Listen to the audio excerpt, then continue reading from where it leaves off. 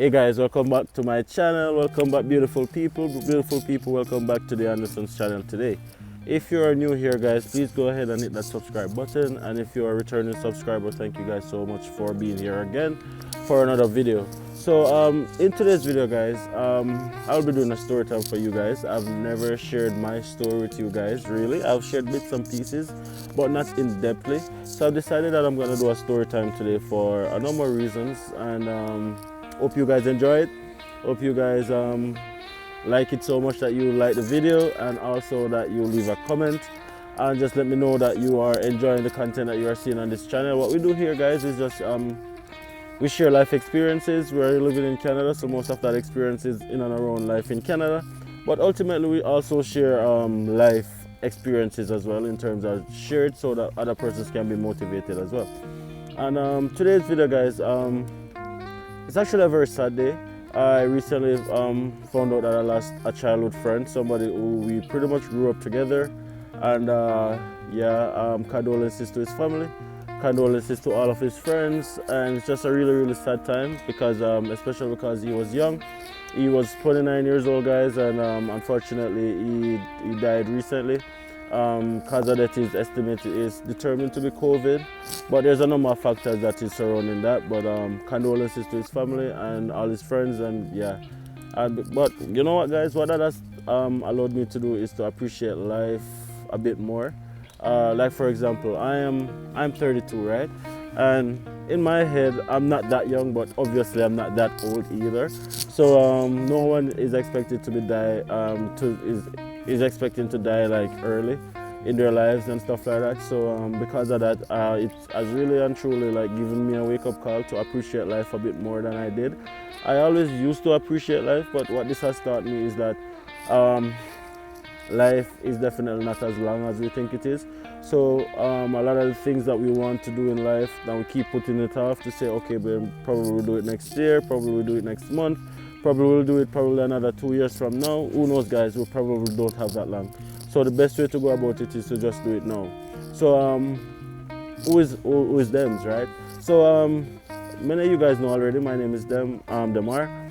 I am a Jamaican, first and foremost, living in Canada for the past 2 years, right? I'm here with my wife Natasha and my daughters now, Malika and Malia. That's our family, beautiful family. Nats and I have been together for almost 10 years, and we've been married for going on 3 years now.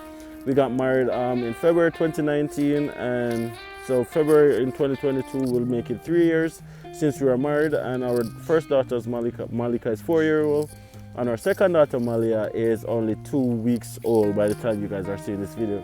So that's what my family is like now. We have a very beautiful family, but guys, you know what, it wasn't always like this. So I was born in the beautiful parish of Portland in Jamaica.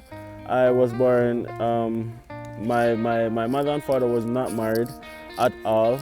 They were barely even co-parents together, to be honest. In my earlier years, I'd say between birth to like 4 years old, I have no or little recollection of my father. But you know what, guys, when I became 5 years old, my father decided that he wanted my brother and my sister at the time, who both shared both parents at the time. I do have other siblings, but on my mother's side, and also have siblings on my father's side who are not like for each other. But I have a brother and a sister. 3 of us are for the same mother and the same father. So yeah. So when I was like 5 years old at the time, my older brother, he was 7 years old, and my sister was 2 years old. At the time, my father decided that he wanted us to come and spend summer holiday with him. So my father lived in Spanish Town in a community called De La Vega City. That's where I ended up spending all of my life, pretty much prior to the past, I'd say 5 years. But all my life was spent there prior to my earlier years and the past 5 years. So in long and short, my father convinced my mother that you know what, he wanted his kids to come and spend summer holidays with him. At this point, guys, my father was then married, and my stepmother ended up having other kids, but that's another story.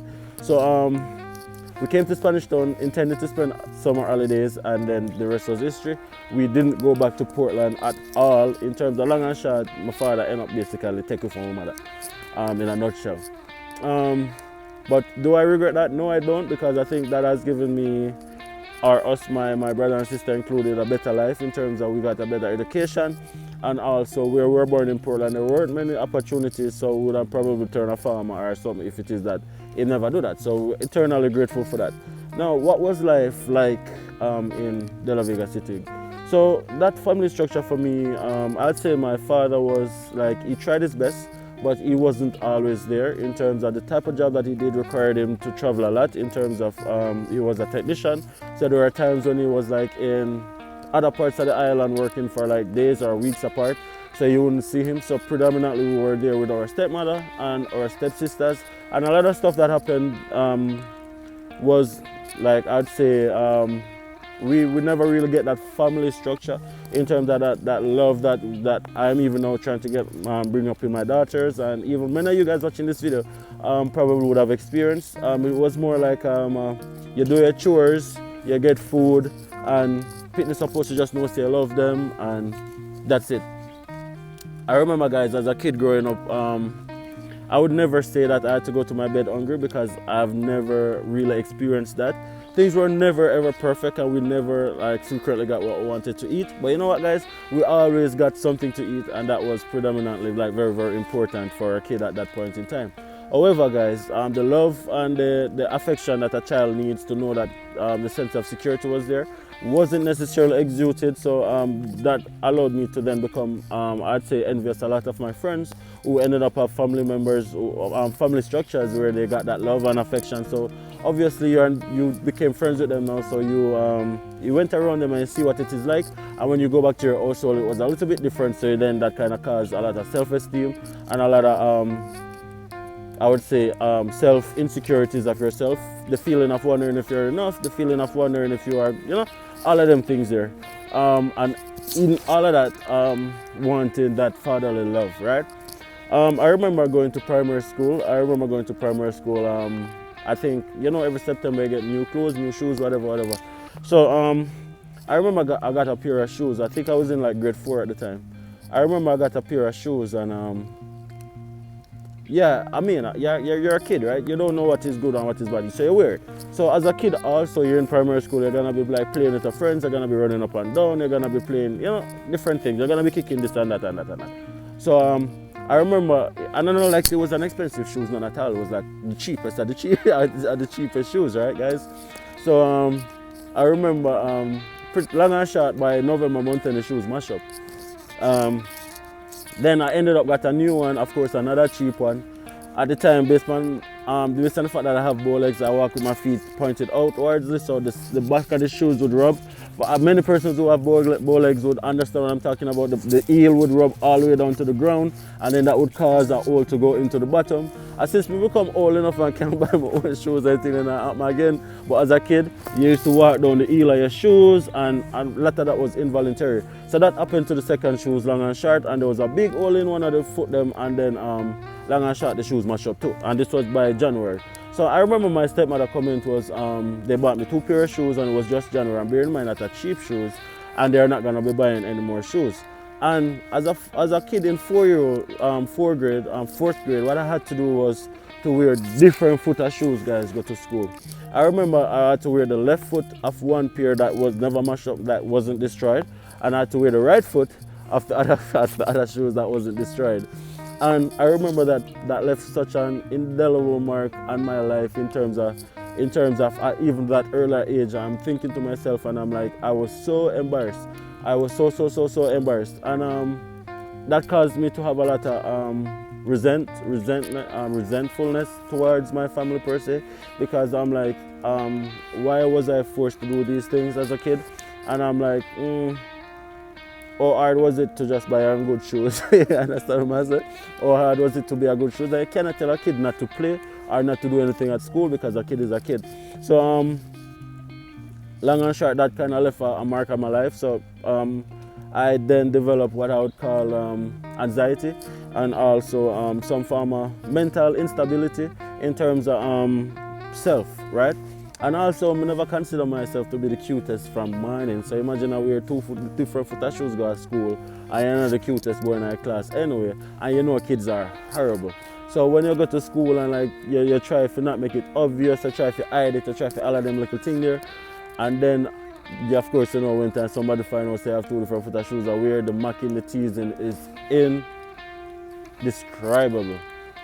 So long and short, guys, I finished that. I went to high school. High school was a bit better because of course I was never the dumbest kid in the class. Neither was I like the smartest kid in the class either. I'm not saying that I'm like brilliant or anything like that, but I used to get good grades.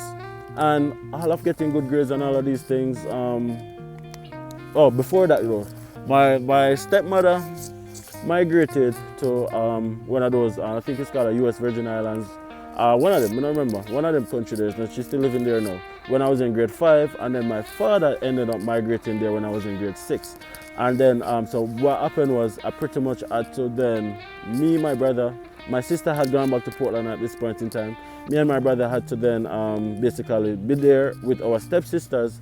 Oh yeah, if you ever watch, which one of them series? Is it Cinderella and the 4 Stepsisters? I don't remember.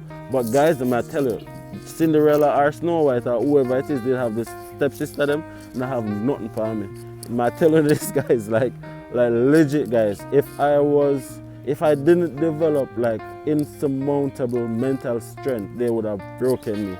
I would not have been here right now sharing this video with you guys right now. I'm telling you, I've been through like the worst of verbal abuse where there are concerns and stuff like that. And yeah, you get older and you get over it and you develop your own personality and develop character, and all of those stuff has made me the person who I am today, because right now nothing can move me, and I love myself more above everything.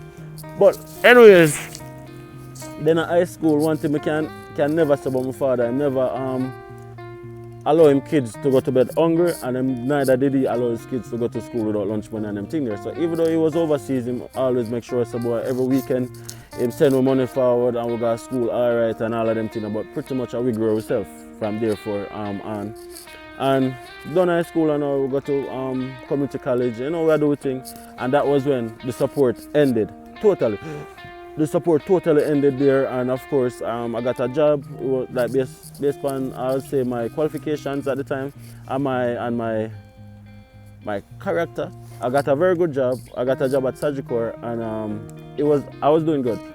I was doing good, but as soon as that money they start coming, you're going right back in that little phase there as a kid.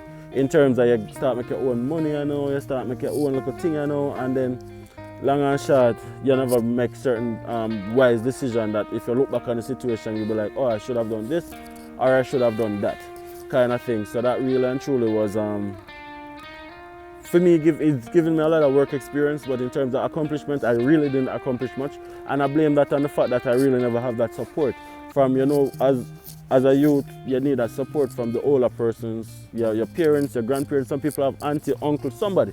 If you give her that guidance to let her know, so boy, this is how that's supposed to go and that is how that is supposed to go. I never have that. My father never even teach me how to drive. My father always have a car and is more like, okay, and just go do him thing. My father didn't even teach me how to drive. I had to learn to drive on my own from friends and stuff like that and things like that. But growing up, and then time passed, make a lot of mistakes and stuff like that, and then I started looking at my life, and I'm like, do I really want to be in this position for the rest of my life? And I had no pathway. Even though my father was overseas, I had no pathway of going overseas, guys. Like I couldn't even see myself being overseas. I had no idea how that would have happened for me, because I didn't have any family members, quote unquote, overseas who me know about would file for me or would send for me or whatever. I didn't have that. So I literally had no clue how I would have gotten overseas. And then I met Nats. And then, of course, we have shared our story as already in terms of when we just met. Things never perfect, and we had to struggle a lot, right? But then we developed goals and real ambition, and we really supported each other. And then we decided that, you know what, we're gonna try that Canada thing here. When we were deciding to try the Canada thing, guys, we had no money. We literally had no money, guys, and we are like, how it gonna work? And then we procrastinated about it for like a year or two. This was even before our daughter was born. And then, long and short, not never come of it. We just put it in the back of our mind because we never have no money. We never have a clue how it's going to go and all of them things there and stuff. And then we just, just do 9 to 5, not get a little work, a red stripe, or do a little contract work, and that are going alright. And then we get a job where we could, we live an alright life at this point in time. But then our daughter was born. And then she was born with, they call it dysmorphic features, which ultimately is like she has like a syndrome or autism or no more different things was off. And we knew that from birth. And we were like, oh my God, like this is like having gone through a shit life so far. And Nats has gone through, pardon my language by the way, and Nats has gone through an even worse life so far. We're like, yo, oh, we are going to manage, and we were like so depressed. And the worst part is we couldn't even have shared it with any friends or family that our daughter was delayed. So we tried to make everything feel as normal as possible because people in Jamaica just don't understand. They're not that they just don't understand, but they are like legit, they don't have any sympathy, they don't have any empathy for persons who have kids with developmental delays or any form of thing like that. And we were like, you know what? We cannot allow our daughter to grow up in Jamaica because there's going to be little to no option for her to survive in terms of independence and get the help that she needs. And that was when we started thinking about Canada again. We started thinking about Canada again, not because of us, but because of our daughter, really. So that really pushed us now at the point in time that we decided that, you know what, we're gonna make a push. And then we started penciling out what's the best way to get to Canada. And then based on research, we realized that studying in Canada is probably the best way to get permanent residency and citizenship. It's not the only way, but for the average person, it's probably the best way. So we started thinking about it and we were like, okay, who's gonna apply for school? Is it gonna be me? Is it gonna be you? And then we talked about it, and then because Nats never really got as far as she wanted in school in terms of she did graduate high school and she did little courses here and there, but she'd never really get that college experience, which we are trying to change right now. Pretty soon, guys, you're gonna be seeing Nats in college, and she's really excited about it, and she's really excited to share that journey with you guys as well. Leave a like on the video, by the way, guys, if you're really happy that Nats is taking this step. But for me, I went to Portmore Community College, and then that kind of gave me an edge. So I decided that, you know what, it's best if I did it. And then we just started doing a bag of research, a bag of research. We started doing a whole lot of research, guys. Like we weren't even sleeping. We were laid up in bed at night, just reading, just watching videos, just finding out all we could about the process, about the ins and outs, what caused persons to get refused, what caused persons to get approved, and all of those stuff, guys. We invested so much time into it. We had to do it on our own because we couldn't afford even an agent. So we ended up figuring out that, you know what, Grand Prairie would have been the best option. And the reason why Grand Prairie would have been the best option is because Nats has a sister who is a permanent resident, or I think she's a citizen now, living in Grand Prairie. She came here, her husband is a citizen and they got married, so she moved there. But at the time, they'd never have a good relationship, so it wasn't a case that we could have like just reach out to her readily and stuff like that, because them and them thing, we're not getting at that. But it wasn't like tight relationship where like close and stuff like that. So I said, boy, you know, say, yo, we have to go reach out to her enough to find out if she can give her strength. Just swallow her pride and see if we can do a thing. So long and short, guys, Nats reached out to her and she was willing to write a letter stating that she was willing for us to stay with her and her husband and all of them stuff there, and she provided proof that they were financially able to support us, bearing in mind though that even though they provided all of that, it was never ever the intention for them to support us. We had to find all of that money to support ourselves while we were here. And remember, it's me, Nats, and our artistic daughter, who we never traveled before. We don't have no experience of what living in a new country is gonna be like. So that was a bit challenging.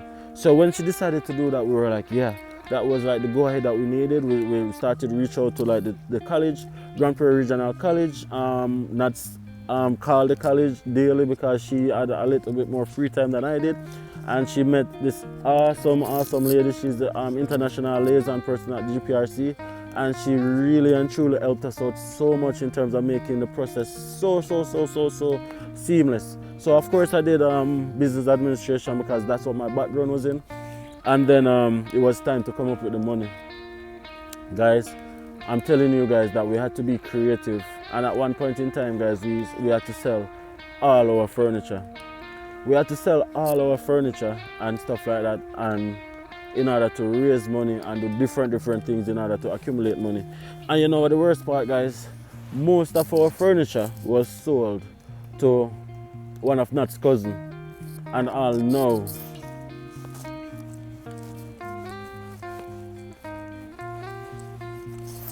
we not get $1. All now we not get $1, guys. When we see boy, we get all our furniture, and she said, boy, no, next week. The tired store, we got so frustrated.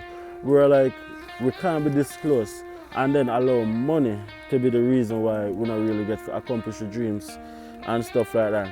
So what I had to do, I had to reach out to my brother, and I had to reach out to some friends, and they ended up to get some money definitely, and help us out greatly. So my older brother,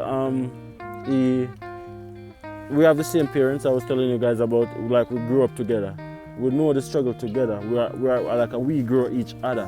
So it wasn't any issue for him to do that for us, and that was what allowed us to get the funds that we needed in order to be here. And then the application process, guys, it was a story in of itself, guys. We were like, oh my god, like the VSC Center in Jamaica had recently moved from the Canadian Embassy, and it was like at the DHL building in New Kingston. And I'm telling you guys, the process it was not pretty. Going there to drop off the documents and doing a biometric, it was one of the most, what would I say, horrible customer service experience I have personally ever experienced.